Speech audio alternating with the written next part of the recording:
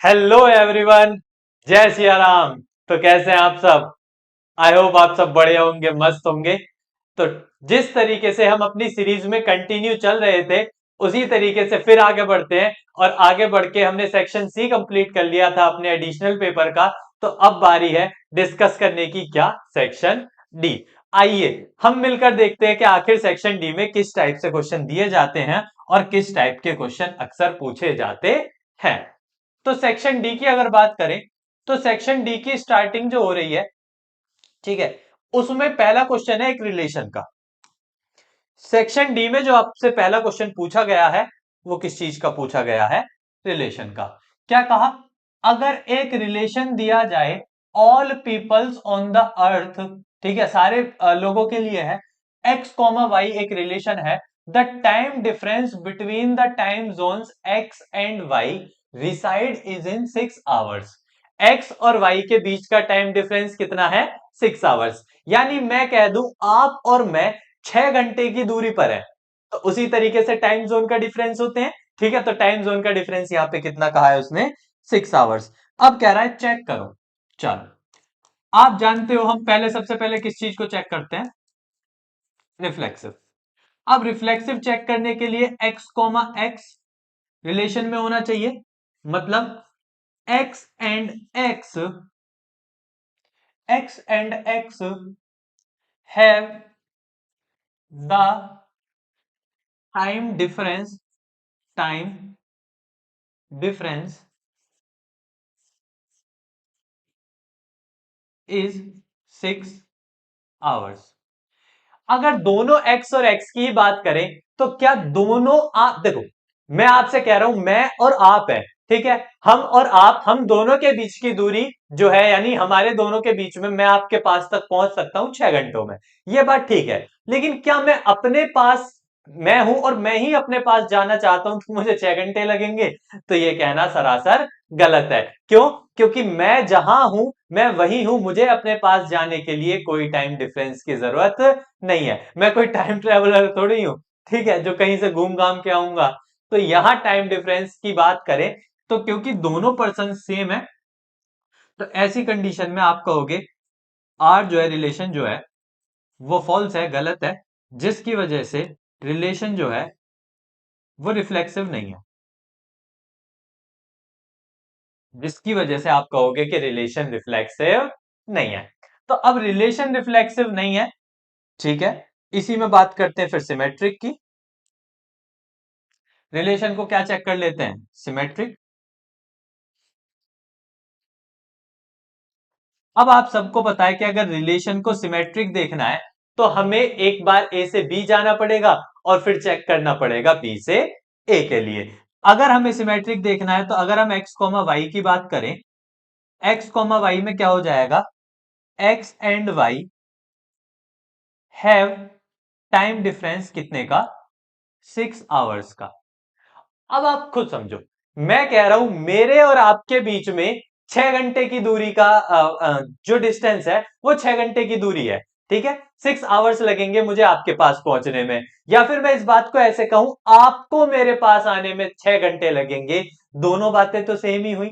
तो चाहे मैं ये कहूं x and y have a difference of 6 hours, या ये कह दूं y and x have the difference of 6 hours, तो बात तो एक ही हुई। मेरे और आपके बीच 6 घंटे की दूरी है, आपके और मेरे बीच भी 6 घंटे की दूरी है। क्या दोनों बातों में कोई डिफरेंस आया? एक्स एंड वाई की जगह मैं क्या लिख सकता हूं? Y and x. अब वाई एंड एक्स लिख दिया, तो इसका मतलब वाई कॉमा एक्स जो है वो बिलोंग कर गया किसमें? रिलेशन में। और y कोमा एक्स बिलोंग कर गया, तो इसका मतलब ये सिमेट्रिक है।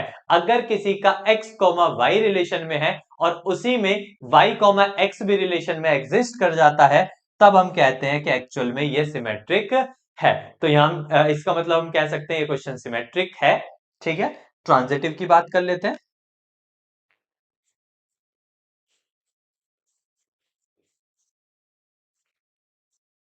अब ट्रांजिटिव के लिए दो कंडीशन तो हमें पता ही होती हैं कि x कोमा वाई भी आर में होगा, y कोमा एक वेरिएबल अपनी तरफ से ले लो, z भी आर में ही होगा। अब x और y का मतलब क्या है? x एंड y, उनके बीच में कितने का डिफरेंस है? 6 आवर्स का। और y और z का मतलब क्या है, y एंड z उनके बीच में कितने का, 6 आवर्स का। ठीक है, अब मेरी बात को समझो। ठीक है, बड़े प्यार से इस बात को समझना। यहां पे आप सोच तो दो तरीके से सकते हो, लेकिन सिंपल सोचो। मैं हूं, मुझे आपके पास तक आने में 6 घंटे लगते हैं, आपको किसी और के पास आगे जाने में 6 घंटे लगते हैं। तो मुझे अगर डायरेक्टली उस इंसान के पास जाना है जिस इंसान के पास आप जा रहे हो, तो मुझे टोटल 12 घंटे लग जाएंगे। 6 घंटे आपके पास तक और 6 घंटे आपसे आगे लग जाएंगे। इसका मतलब है, क्या एक्स है, एक्स को वाई के पास पहुंचने में क्या कितने घंटे लगे, 6 घंटे। वाई को जेड के पास पहुंचने में कितने घंटे लगे, 6 घंटे। तो अगर x को सीधा z के पास जाना है तो उसे टोटल कितने घंटे लगेंगे, 12। और जबकि रिलेशन कह रहा है कि लगने कितने चाहिए, 6 घंटे लगने चाहिए। तो मतलब 6 नहीं लग रहे हैं, 6 नहीं लग रहे हैं, तो इसका मतलब मैं कह सकता हूं कि x कॉमा जेड जो है वो रिलेशन में नहीं है। और वो रिलेशन में नहीं है तो इसका मतलब ये कहा जा सकता है, ठीक है, ये कहा जा सकता है आर इज नॉट ट्रांजिटिव, कि जो रिलेशन है वो ट्रांजिटिव भी नहीं है। यानी यहां जो हमारा रिलेशन है वो एक्चुअल में ट्रांजिटिव भी नहीं है। तो इस तरीके से आप इस क्वेश्चन को कर सकते हैं। उसके बाद कह रहा है is relation R an equivalence relation, तो आप लिखेंगे नो, ये इक्विवेलेंस नहीं है, क्योंकि इक्विवेलेंस रिलेशन वो होते हैं जो रिफ्लेक्सिव भी हो, सिमेट्रिक भी हो और ट्रांजिटिव भी हो, और ये रिफ्लेक्सिव और ट्रांजिटिव नहीं है। अगर ये रिफ्लेक्सिव और ट्रांजिटिव नहीं है, इसका मतलब ये इक्विवेलेंस रिलेशन भी नहीं है। इस तरीके से आप क्वेश्चन से के साथ डील कर सकते हैं। ठीक है, आई होप आपको ये समझ आया होगा, आप इसका स्क्रीनशॉट ले सकते हैं। चलिए, अगर आपको ये वाला क्वेश्चन समझ आया तो फिर आगे चलते हैं। अब जरा इस क्वेश्चन की बात कर लेते हैं, थोड़ा सा बढ़िया क्वेश्चन है। अब्दुल, अब्दुल बास्केटबॉल फेंक रहा है। चलो, अच्छी बात है, अब्दुल स्पोर्ट्स प्लेयर है, यहां लगा देते हैं। यहां अगर बात करें, क्वेश्चन को बड़े प्यार से समझने की बात करते हैं। ठीक है, क्वेश्चन उतना ज्यादा मुश्किल नहीं है जितना एक्चुअल में ये, जब आप इसे पहली बार पढ़ोगे ना, तो जो पहली बार पढ़ने पे जितना ज्यादा मुश्किल ये लगते हैं, उतने मुश्किल नहीं है। चलो एक एक करके धीरे धीरे पढ़ते हैं, हम भी पढ़ते हैं, आप भी पढ़ो, जरा समझते हैं। Abdul throw a basketball, Abdul ने क्या फेंकी, basketball, in the direction of the basketball hoop, यानी किस डायरेक्शन में, बास्केटबॉल के हुप की। ठीक है, ये हुप होता है गड्ढा, और वो एक पैराबोलिक पाथ था, पैराबोलिक पाथ की इक्वेशन दे रखी है। चलिएगा, उसी इक्वेशन में आप अगर नीचे पढ़ो तो उसी इक्वेशन के ना 3 कोऑर्डिनेट्स पता है हमें। पहला कोऑर्डिनेट है 10,16। 10,16 में आप जानते हो x की वैल्यू 10 है और y की वैल्यू 16 है, पता है ना इतना। अगर मैं यहां पे रखूं, y की वैल्यू 16 रख दूं और x की वैल्यू को 10 रख दूं,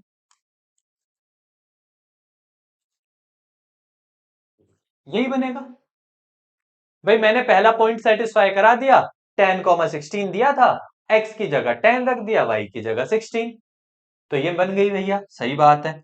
फिर मैंने आगे क्या देखा, दूसरा पॉइंट था 20,22, मैंने वो भी पुट करा दिया कि जी 22,20 रख दो, 20 का स्क्वायर 400, और ये 20 भी प्लस सी। फिर मैंने तीसरा कोऑर्डिनेट देखा 30,25, मैंने कहा इसे भी पुट कर लो, x की जगह 30, y की जगह 25, 30 का स्क्वायर 900 a प्लस 30 का स्क्वायर 30b प्लस सी। अब अगर आप में थोड़ा भी, ठीक है, कॉमन सेंस है, तो आप देख सकते हो 3 इक्वेशन बन गई।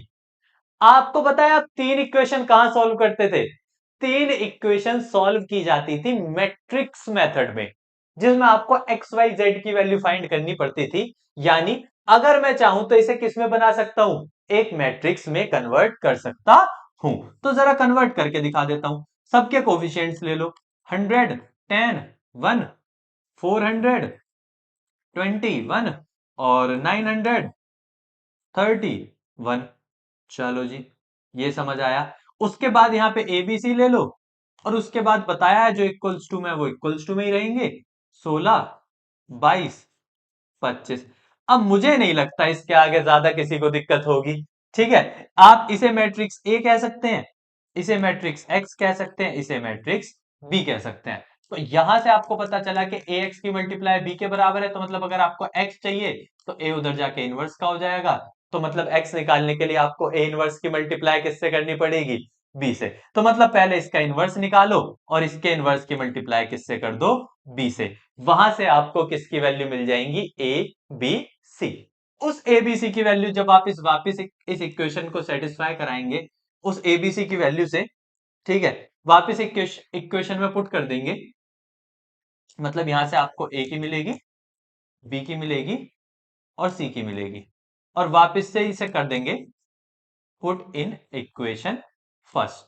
जब इस इक्वेशन में वापस उसे रख देंगे तो जो ये इक्वेशन बन के आएगी वही आपका आंसर होगी, वही आपका क्या होगी, आंसर। अब ये मैट्रिक्स मेथड अप्लाई करना तो आप सबको ही आता ही होगा, ठीक है, कि कैसे किसी भी मैट्रिक्स को करते हैं। मेरा काम था कि आपको वहां तक पहुंचाना जहां तक आप नहीं सोच पा रहे थे, थोड़ा लैंग्वेज में उलझ रहे थे, मैंने आपको लैंग्वेज से ऊपर कर दिया है। अब ये सारी चीजें आपको आनी चाहिए, अगर आप सैंपल पेपर्स की प्रैक्टिस कर रहे हो तो एटलीस्ट आपको इतना तो आना ही चाहिए, ठीक है। तो आई होप आपने ये सारी चीजें की होंगी। तो चलिए आगे चलते हैं। आई होप आपको इस क्वेश्चन में अब कोई प्रॉब्लम ना हो। ओके, चलो जी पहले इसी को सॉल्व कर लेते हैं। चलो पहले आपको क्वेश्चन पढ़ा देते हैं, फिर जगह ऊपर आराम से जगह देख के करेंगे क्वेश्चन। कह रहा है shown below the concrete concrete elliptical water pipes each 10 feet in length. इस तरीके का आपका इलिप्टिकल वो दे रखा है, ठीक है, ये चार्ट बना रखा है। The graph represent the inner circumference of electrical pipe x or y in feet. Assume that the water flows uniformly at fully covers the inner cross sectional area of pipe. Find the volume of water at the pipe given instant in terms of pi using the integration method. यहां ध्यान देने वाली बात, using the integration method, आप integration method actual में AOI में लगाते हैं, जहां आपको different different elliptical, circular, parabolic, इन सब के एरियाज फाइंड करने पड़ते हैं। अब हिंट में जरा ध्यान से देखो, वॉल्यूम फाइंड करने के लिए आपको क्या चाहिए, उसका एरिया। आपको क्या चाहिए, उसका एरिया। और ये एरिया आपको मिलेगा कब, जब आप इसमें क्या अप्लाई करोगे, एप्लीकेशंस ऑफ इंटीग्रल अप्लाई करेंगे। क्या अप्लाई करेंगे, एप्लीकेशंस ऑफ इंटीग्रल्स। अब उसे अप्लाई करने के लिए क्या करना है, समझते हैं। चलिए जी, अब मैं आपको समझा देता हूं कि आखिर ये क्वेश्चन कहना क्या चाहता है। चलो, अब अगर इसको देखो आप ध्यान से, तो मैं अगर यहां से बात करूं 0 से 6 तक की, और इस एरिया की बात कर रहा हूं, यानी 0 से 6 तक के एरिया की बात है, ठीक है। अब 0 से 6 तक के एरिया की अगर मैं बात करूं, हेलो, नमस्ते।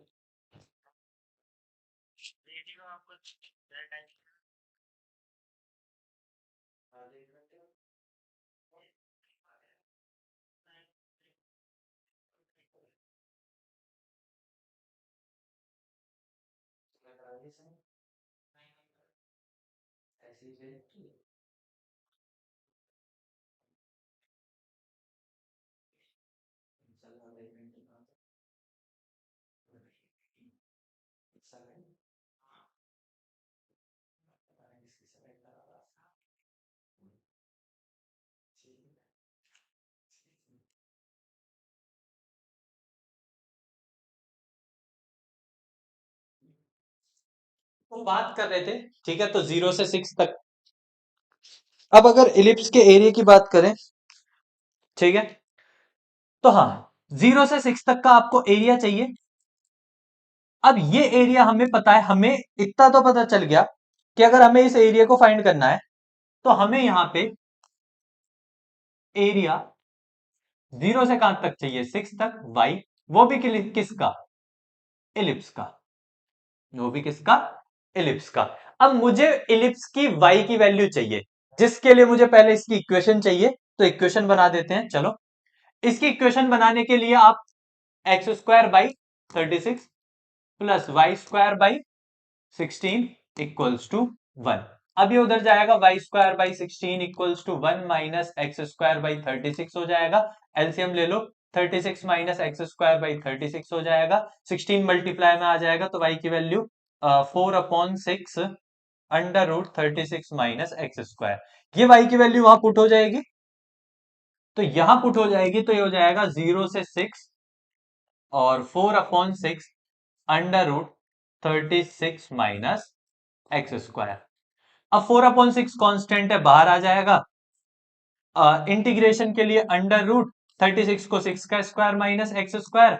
अब यहाँ पे आइडेंटिटी लग जाएगी, ठीक है। इंटीग्रेशन करने के लिए आप लगा लो √a² माइनस x²। अब a² माइनस x² की आपको आइडेंटिटी याद होनी चाहिए, वो अप्लाई हो जाएगी, आपका फाइनल आंसर आ जाएगा, ठीक है। मतलब एरिया आ जाएगा आपका, जो भी आएगा आपका क्या आ जाएगा, एरिया।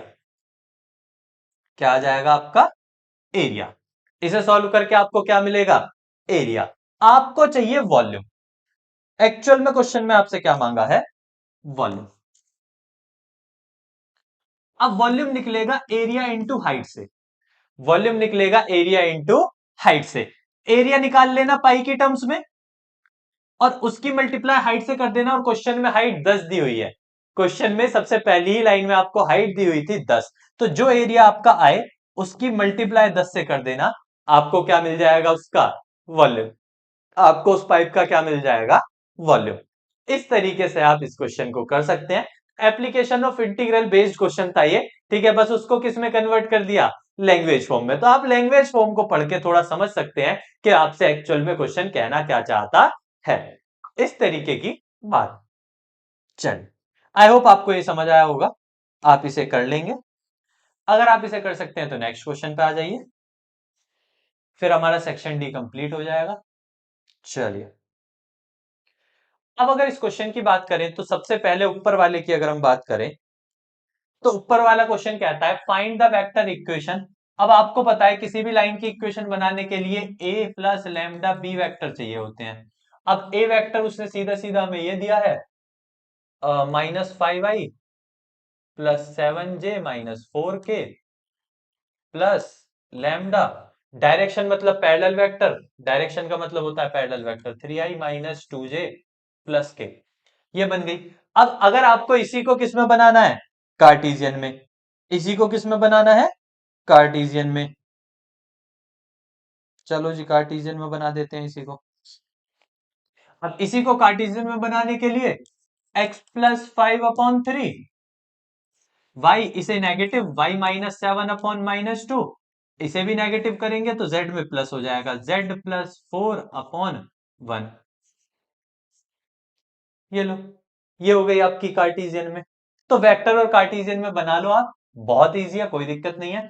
फिर कह रहा है find the point where this straight line crosses x y plane. वो पॉइंट फाइंड करो जहां पे ये लाइन किसको कट कर रही है, एक्स वाई प्लेन को। किसको कट कर रही है, एक्स वाई प्लेन को। अब ये लैम्डा के बराबर है, ये तो सबको पता है। अगर ये एक्स और वाई प्लेन को कट कर रही है मतलब उस वक्त इसकी उसकी जो जेड की वैल्यू है, एक्स वाई प्लेन, हाँ अगर एक्स वाई प्लेन को कट कर रही है इसका मतलब उसकी जेड की वैल्यू 0 होगी। मतलब उसकी जेड की वैल्यू क्या हो जाएगी, 0। तो यहां जेड की वैल्यू अगर मैं 0 कर दूंगा पुट, अगर जेड की वैल्यू को क्या पुट कर दूंगा, 0, तो यहां से मुझे पता है लैम्डा की वैल्यू क्या आ जाएगी, लैम्डा की वैल्यू आ जाएगी 4। और अगर लैम्डा 4 है तो फिर आप एक्स और वाई भी निकाल सकते हो। एक बार x+5/3 को 4 के बराबर लेके, लैम्डा के बराबर, और एक बार y -7/-2 को 4 के बराबर लेके, ठीक है। तो यहां से एक्स वाई पॉइंट भी मिल जाएंगे, जेड पॉइंट आपके पास पहले से है, एक्स वाई यहां से मिल जाएंगे, तो आपको वो पॉइंट भी मिल जाएगा एक्चुअल में जहां पे ये काट रहा है। वो ज्यादा मुश्किल नहीं है, निकाल लो। 4 × 12 में से 5 गए, 7 बचे, और -8 + 7 हो जाएगा, तो जो कि -1 हो जाएगा। तो एक्चुअल में पॉइंट आ जाएगा 7, -1, 0। ये वो पॉइंट होगा, ठीक है। तो आई होप आप इतना कर सकते हो। अगर आप इतना कर लेंगे तो आपको कोई टेंशन नहीं है फिर, ठीक है। तो आई होप आप इतना कर लेंगे। चलिए, अब इसी के अगर और वाले की बात करें, 2x + 3y इक्वेशन दी है 2x प्लस 3y, नहीं 2x इक्वल्स टू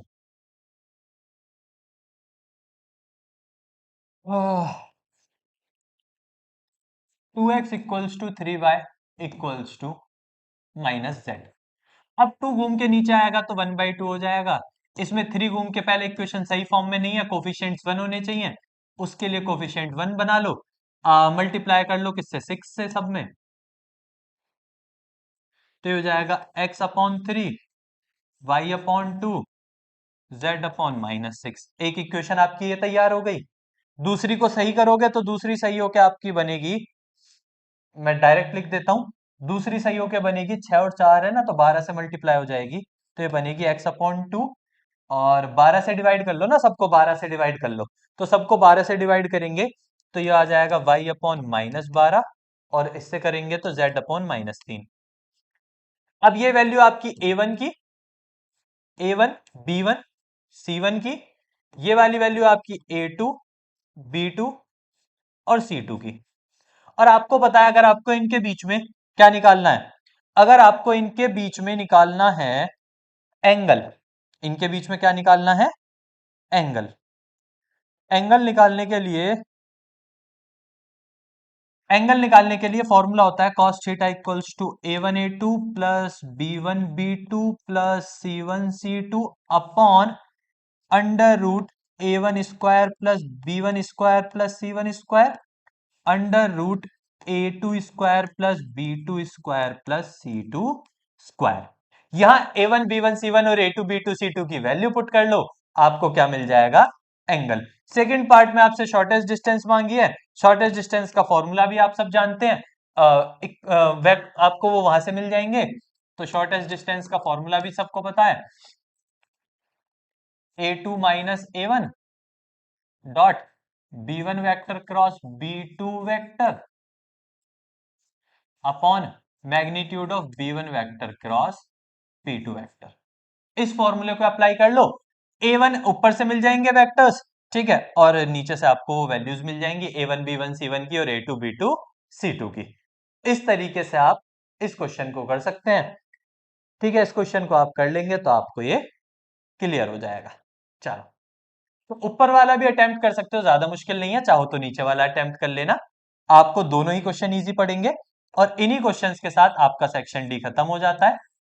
तो इस क्लास में सिर्फ यहीं तक बात रखते हैं, ठीक है, तो आपका सेक्शन डी कंप्लीट हो गया। फिर मिलेंगे आपसे अगली क्लास में और चीजों के साथ, सेक्शन के साथ, ठीक है, तो आपका इसी के साथ आज की क्लास को यहीं समाप्त करते हैं। जय सिया राम।